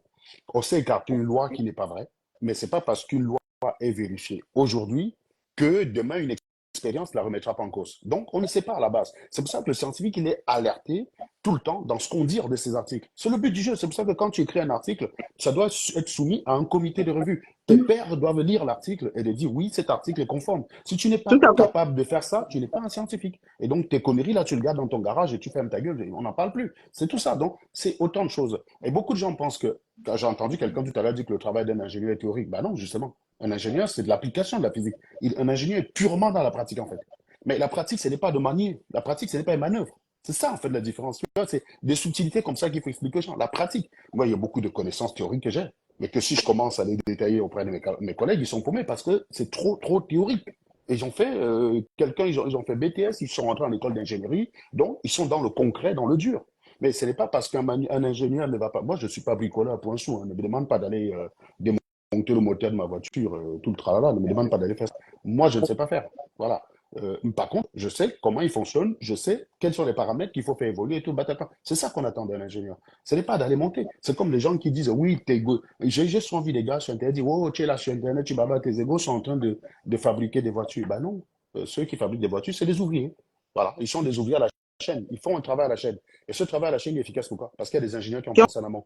Un ouvrier ne peut pas travailler, un ouvrier ne peut pas penser ce processus-là. Ça doit être optimisé avec des algorithmes qu'un ouvrier ne peut pas. C'est tellement de variables. Chacun son boulot. C'est ce que je voulais comprendre à Calibri tout à l'heure. Tout simplement parce que, comment dire, chaque métier a ses contraintes.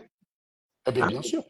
Regarde, moi, ingénieur. Comment dire, moi, j'ai fait stylisme et modélisme, mais dans la filière, il n'y a pas, on ne va pas jusqu'à ingénieur, mais ce que nous faisons, c'est de l'ingénierie. Hein. Ben, bien c'est pas parce que nous arrêtons à bac plus 3 que c'est pas l'ingénierie. Quand tu vois les H&M, tous ces gars-là qui conçoivent ces modèles qui sont efficaces. Oui, voilà, c'est l'ingénierie qui, on n'a pas besoin de faire beaucoup plus d'études pour en arriver à ça. C'est pour cela que nous devons expliquer à nos frères, parce que, comment dire, nous, en Afrique, à un moment, nous avons complètement mis de côté l'éducation et l'instruction. Donc, il va falloir faire comprendre aux Africains que voilà ce qui se passe dans une filière. Dans une filière, il y a beaucoup de corps de métier et voilà le rôle de chacun. C'est vraiment, il s'agit d'une histoire de rôle. C'est ça. Tu ne peux pas... Tu dis dans l'industrie textile, parce qu'il faut expliquer ça, que dans l'industrie textile, tu as des ingénieurs qui sont spécialisés en ça. C'est leur boulot. Et tu as des gars qui sont spécialisés pour trouver des modèles pour rendre l'efficacité efficace. Regardez, il y a des personnes qui sont là pour penser les tissus. Selon l'application, il y a des tissus techniques. Hein. En sport, on a fait des tissus techniques qui sont étudiés pour être, comment dire... C'est fabriqué de façon industrielle, mais c'est parfois mieux fait que ce qu'un artisan fait chez nous au pays. Voilà. Les mecs, ce que nous faisons chez nous n'est pas industrialisable. Quand un artisan veut très bien faire, après, oui, chez les Occidentaux, il y a ça. Il y a des pièces qui sont faites à la main, mais c'est des pièces uniques qui valent plus de 500 000. Voilà. Mais la plupart du temps, ce qu'on veut, c'est industrialiser. Et quand tu veux entrer dans ce processus-là, ben, tu as besoin des personnes qui ont des notions d'efficacité, de rentabilité. Et toutes ces choses-là, c'est des grosses mathématiques et tout. Donc, oui. Et chaque geste compte. C'est comme en restauration. Hein. Chaque geste compte et c'est ça qui fait le prix final de l'article. Si je fais, pour élaborer un plat, si je fais 10 gestes, le plat aura un coût. Si je fais 7 gestes, le plat, le coût de revient est multiplié. Et c'est pas tout pareil. Et juste pour introduire là-dessus, le bon ingénieur, ce n'est pas celui qui arrive sur le chantier qui se courbe à toi ramasse à tuer. Ça, c'est de la fausse modestie à 2 balles. C'est ce que font les politiciens de toutes les façons. Un politicien, c'est celui qui veut tout montrer aux autres qu'il est au même niveau qu'eux. C'est pas ça, c'est pas le rôle d'un scientifique. Bon ingénieur, c'est celui qui va concevoir le système pour que toi, le manœuvre, tu aies le moins à galérer possible. C'est là-dessus que tu attends. Voilà. C'est-à-dire qu'il doit trouver les solutions pour que toi, quand tu fais ton travail, ce soit simple. Que ce soit clair, que ce soit net, quoi. Que quand on t'envoie le dossier technique, que tu n'aies pas à te poser de questions. Voilà, je prends un système de ventilation. On peut le concevoir de façon à ce que celui qui doit l'assembler soit plus aisé. On peut le concevoir dans la conception. On fait ça en pensant. D'ailleurs, c'est ce qu'on fait. On fait en pensant aux aspects maintenance. Ton rôle, c'est que quand tu arrives dans une salle de data center, tu dois intervenir sur une armoire de climatisation, ben, que dans la conception de la pièce, on ait pensé à la maintenabilité. Est-ce que pour enlever le filtre, c'est aisé? Est-ce que pour nettoyer et désencrasser l'échangeur, c'est aisé? Voilà. Si on fait ça n'importe comment, en ne regardant que les aspects thermiques, en oubliant les aspects maintenance, oui, on va avoir un truc qui va peut-être très bien fonctionner thermiquement, mais pour aller maintenir, le jour où ça en panne, on s'envoie pour le réparer. Tu vas en chier, mec. Tu vas en chier. Voilà. Il te faut ramener plus de matos pour intervenir sur place. Pour enlever le filtre, tu dois te contorsionner, tu dois découper, enfin, tu dois scier et tout. Oui, c'est là qu'on attend un ingénieur. C'est pas qu'il soit capable de venir sur le chantier avec toi, monter sur l'escabeau et ramasser la tuile. Ça, c'est des conneries, ça. Et tout ce qui est, comment dire, et tout ce qui est Supra, comment dire, toutes les techniques qui sont, tous les appareils qui sont complexes. Est-ce que vous savez que l'avion, pour entretenir un avion, on le démonte pas? Bah non. On le démonte pas. La dernière fois, quand très souvent, c'est d'abord visuel. Quand l'avion va à l'entretien, on regarde d'abord, c'est d'abord l'œil qui vérifie. Inspection visuelle, contrôle non destructif. D'ailleurs, quand la dernière fois l'avion de Prigogine s'est cassé, je disais tout à l'heure que aucune aile d'avion ne peut se casser en l'air parce que c'est quelque chose qui n'arrive pas d'un coup. On peut le contrôler avec des radios, des ultrasons. Tu balances un ultrason, ça va te révéler des imperfections dans le machin et tu n'as pas besoin d'aussi. Comme si tu commences à repérer des imperfections, la question, il y a une branche de la mécanique qu'on appelle la mécanique de rupture qui permet de dire est-ce que le défaut il est acceptable pour faire le voyage ou est-ce qu'il n'est pas acceptable pour faire le voyage, c'est tout. C'est pour ça que vous n'avez jamais vu un avion qui casse l'air en l'air parce qu'on a un moyen très simple de vérifier tout ça. Et ça, tu vois, c'est ça qu'on attend d'un ingénieur. Parce que imaginez que l'ouvrier qui doit faire l'inspection ou le maintenancier devait se compliquer la vie pour savoir si l'aile est volable ou pas volable. Il mettrait une journée à le faire, ce ne serait pas bon pour les compagnies. Donc là, ce qu'on attend des ingénieurs, c'est des solutions rapides, efficaces et sûres. Point barre. Donc l'histoire que quelqu'un nous explique que oui, mais ce n'est pas lui, j'ai vu des ingénieurs, ils ne savaient pas monter. Bah non, c'est lui qui a conçu le machin, comment tu peux dire qu'il ne savait pas monter? Après, il y a des gens qui, dans la conception, pensent mal, ça peut arriver, et l'ouvrier corrige. C'est-à-dire que dans la conception, il a pensé plus à l'aspect fonctionnel de l'équipement, mais pas à l'aspect montabilité. Voilà. Et c'est là où l'ouvrier peut corriger, bien sûr. C'est là où, oui, on attend. Parce que l'ouvrier aussi, il a un cerveau. Le technicien, il a un cerveau. Il peut dire, ah bah oui, mais là, putain, le mec, il a mis le machin là. C'est comme les débats qu'on avait les architectes tout le temps. Tu viens avec ton système, toi, tu penses aux aspects thermiques, lui, il pense aux aspects esthétiques. Ben, il faut marier les deux. Voilà, tout à fait. Voilà. Il faut marier les deux. Je disais tout à l'heure à mon fils Calibri que tu peux dessiner un vêtement qui est super beau. Si tu n'as pas des notions, bien si tu n'es pas modéliste, tu te vautres parce que le modéliste va te dire ouais c'est beau, mais techniquement c'est pas possible. Parce qu'il y a des stylistes qui ne sont pas modélistes, hein, ils ont des notions, mais voilà, ils ne sont pas spécialistes en montage. En tout cas, sur ces questions, comme tu dis, il faut éduquer les gens parce que beaucoup de gens confondent l'ingénieur, l'inventeur, le ceci, le cela. Bon, oui, on peut prendre un soir. Oui, on va faire ça. Je suis d'accord que à l'origine, quand rien n'avait été créé, il y avait une confusion entre les deux.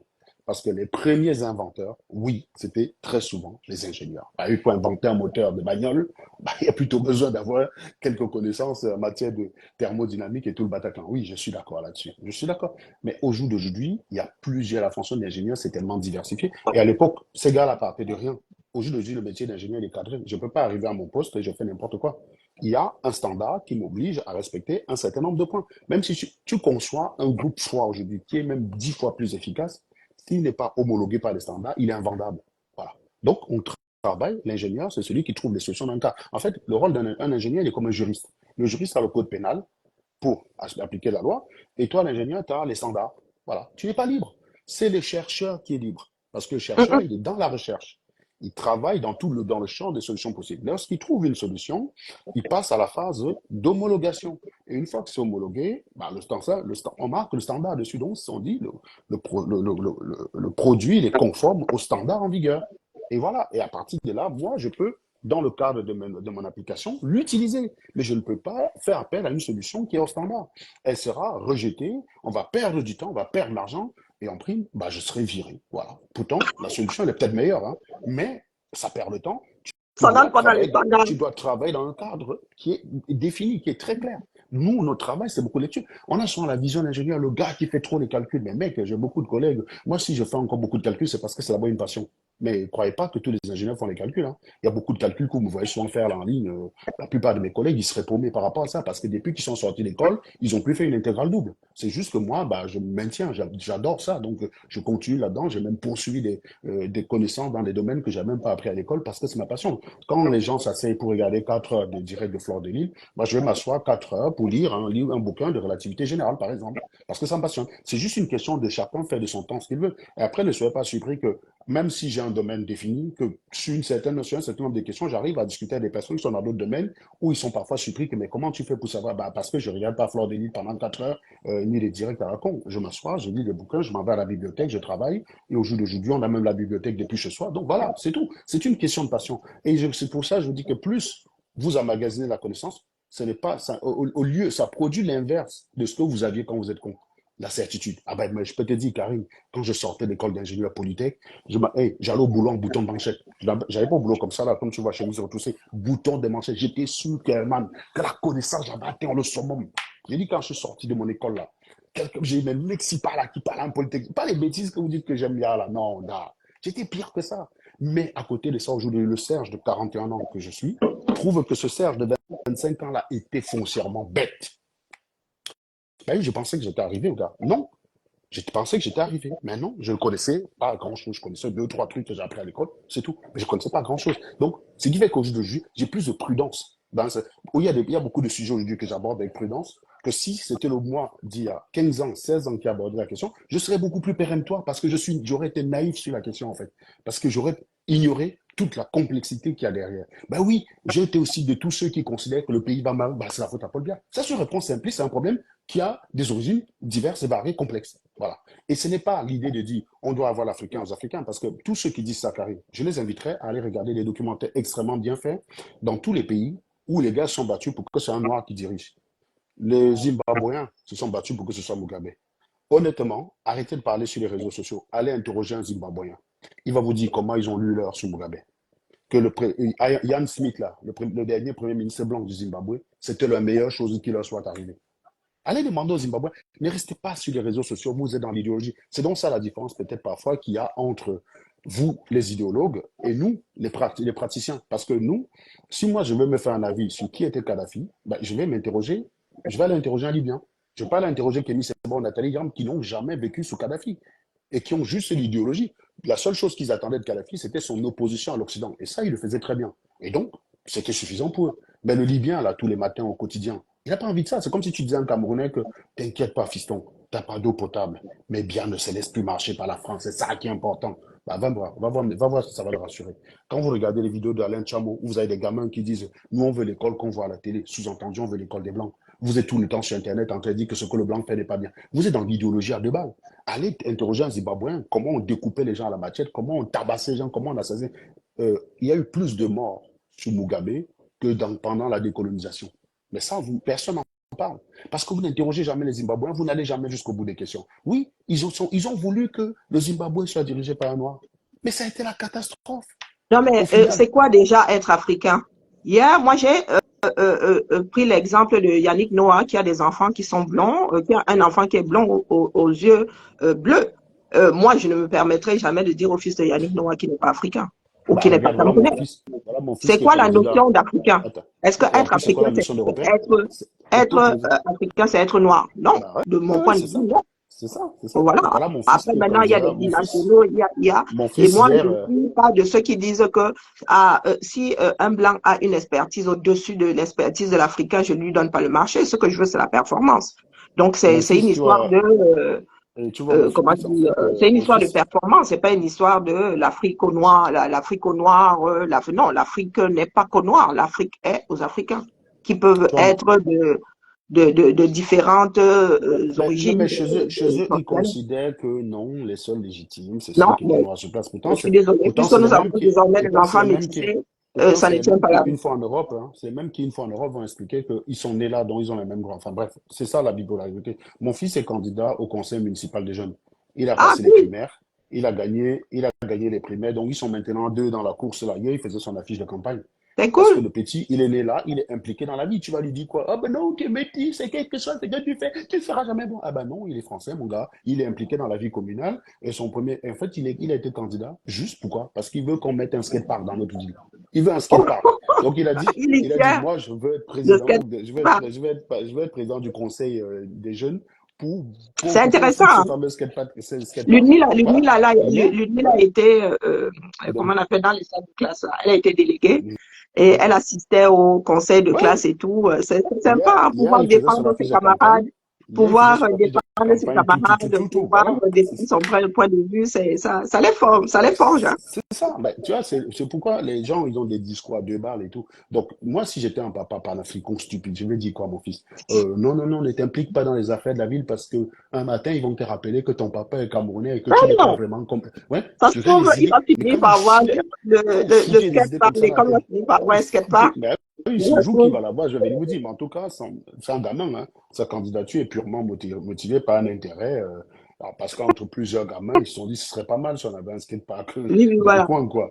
Et donc, il a décidé, bon, ok, je vais aller être candidat. Et bah, ma première décision, ça va être de voter pour qu'on ait notre skatepark. Voilà, c'est tout. Ouais, c'est comme Et ça ils qu'on savent commence qu'il y a dans l'argent. la vie, Ils savent qu'il y a dans l'argent la dans vie la mairie. politique, Ils hein. savent. Et ils sont écoutés. Donc, il y a des On voit, décisions qui vont être prises parce qu'on ne les met on voit pas là. les futurs leaders. C'est comme ça Ils vont même c'est plus comme ça que les peser. gens deviennent leaders, hein. On Voilà, ils commence vont par même une plus future peser, ces gamins-là vont plus peser que vos conseils municipaux au pays, parce que vous êtes là, vous êtes assis tous les jours, mais vos villes sont sales, et tout, tralala, enfin bref. Donc, tout ça pour dire que, effectivement, moi je vais repartir là parce que je dois oui, rappeler quelqu'un. moi aussi, je vais devoir arrêter le Tout direct. ça pour dire Donc, nous allons que nous on ne entendre demande pour pas, lancer exactement, on un ne ou plusieurs demande pas aux directs Camerounais. sur C'est justement ça tout que ce qui est ah oui. technique.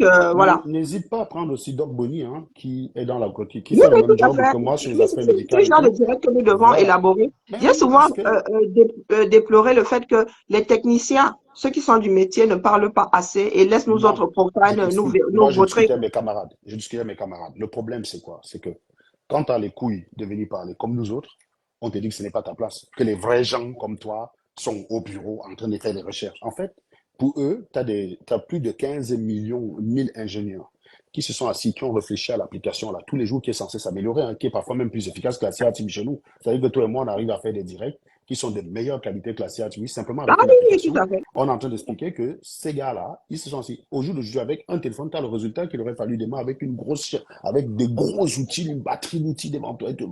On dit que ces gars se sont assis pour réfléchir, pour un outil comme ça, juste pour qu'il y ait des abrutis dessus. Je leur ai toujours dit, allez regarder le Facebook des Chinois, le Facebook des Africains, c'est vrai, c'est le Congo ça, et quand vous voyez des gens s'illustrer, c'est des meufs qui montrent leurs fesses. Très bien. Moi, ça ne me dérange pas d'ailleurs les fesses, hein. Voilà. Le problème, c'est que quand il n'y a que ça, c'est un problème. Quand Hum. vous allez sur le Facebook des Chinois, c'est autre chose. Il y a des mecs, je vous ai dit que vous tapez sur YouTube, ben, vous allez voir des gars, des Chinois qui font des directs de 5 heures pour faire du calcul intégral pendant 5 heures, du calcul du français pendant 5 heures, et ça fait 3 millions de vues. Ce genre de vidéo ne peut pas dépasser 25 vues chez nous. J'ai dit, ce genre de vidéo, j'ai dit, le mec qui fait un live de 5 heures, Karine, où il dit, voilà, on a 100 calculs intégral à faire pendant 5 heures. Et ben, pendant 5 heures, Ils sont là. il y a du monde dans son live, et la vidéo fait 3 millions de vues. Voilà ce que font les Chinois avec leurs réseaux sociaux. Voilà, et beaucoup de Français sont aussi dedans dans le lot, hein, beaucoup de physiciens font des trucs.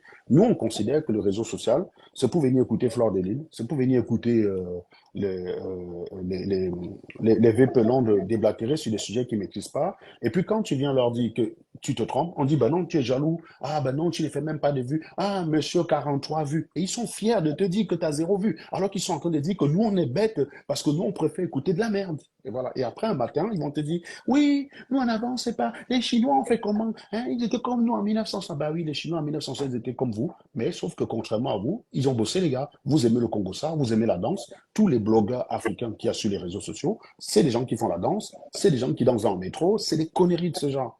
Eh ben oui, ben les Chinois, c'est pas ça du tout. Allez regarder le Facebook des Coréens, allez regarder le YouTube, le TikTok de ces gens-là. C'est des expériences scientifiques à chaque fois. Ce n'est pas de la déni, c'est pas des gens qui font des reportages pour parler de sorcellerie, pour vous dire que tel a vendu tel, que tel est dans telle secte, que tel est dans telle loge, que tel couche avec son père. Voilà le genre de live qui vous parle.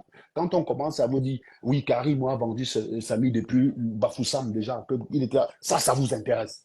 Alors que quand on commence à rentrer dans la technicité d'une enquête, et ça, il faudrait justement qu'on fasse parce que moi, je ne suis Non, peut-être pas Uwe, juriste, nous mais allons, pour moi, je vais voir ça. j'ai tellement bouffé, moi, j'ai tellement été passionné par la criminologie que j'ai lu des bouquins là-dessus. Je ne dis pas que je suis un spécialiste, mais en tout cas, je suis beaucoup plus calé sur le sujet que des gens comme Zogson, alias Zogo Junior, alias Zogo Junior. Ouh, Parce on que, va être coupé. J'ai plus parce, d'émetteurs. pardon? On va être coupé.